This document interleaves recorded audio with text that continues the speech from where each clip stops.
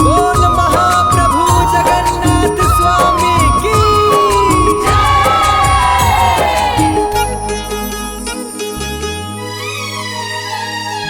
जगन्नाथ जगन्नाथ स्वामी तै सब जाने अंतर्यामी।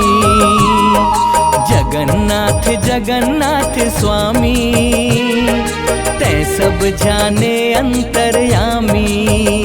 करे रथ के सवारी तोर लीला है भारी, करे रथ के सवारी तोर लीला है भारी। देखो सब आए हवे आस लगाए हवे, देखो सब आए हवे आस लगाए हवे। रिम झिम बरसे पानी। जगन्नाथ जगन्नाथ स्वामी तै सब जाने अंतर्यामी। जगन्नाथ जगन्नाथ स्वामी तै सब जाने अंतर्यामी।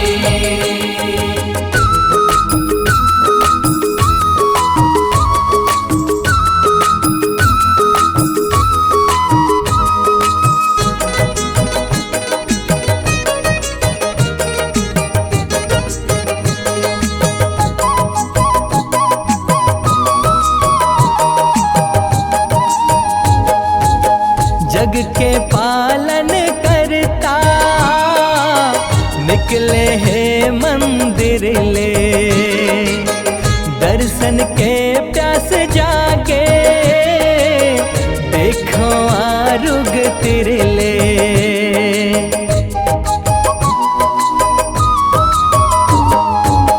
शंख मृदंग घंटा झांझ के झंकार है। भीड़ भगतन के जैसे सागर अगम अपार है।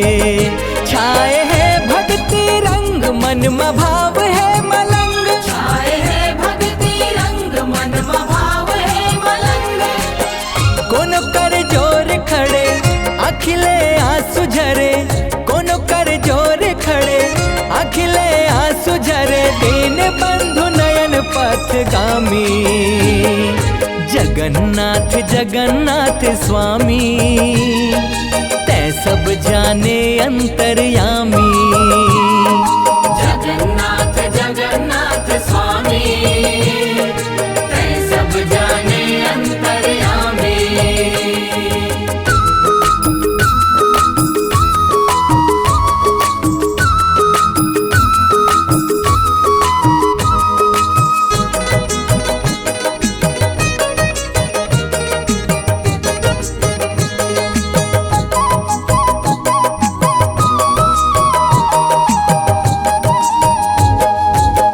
होके मगन सबो झूमे जयकारा ला लगाए।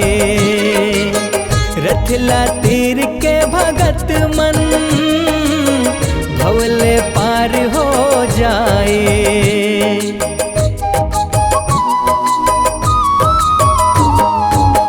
मोक्ष दाता दया में तै हे नीलाद्रि बिहारी। जय हो भगत वत्सल हे महाप्रभु चक्रधारी। बहन भैया के साथ सुघर निकले जगन्नाथ। बहन भैया के साथ सुघर निकले जगन्नाथ। जय हो जगबंधु हे कृपा सिंधु, जय हो जगबंधु हे कृपा सिंधु। लहराए धर्म के निशानी। जगन्नाथ जगन्नाथ स्वामी तै सब जाने अंतर्यामी। जगन्नाथ जगन्नाथ स्वामी तै सब जाने अंतर्यामी। करे रथ के सवारी तोर लीला है भारी, करे रथ के सवारी तोर लीला है भारी।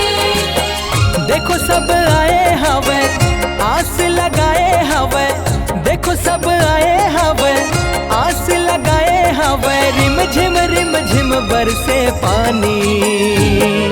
जगन्नाथ जगन्नाथ स्वामी तै सब जाने अंतर्यामी।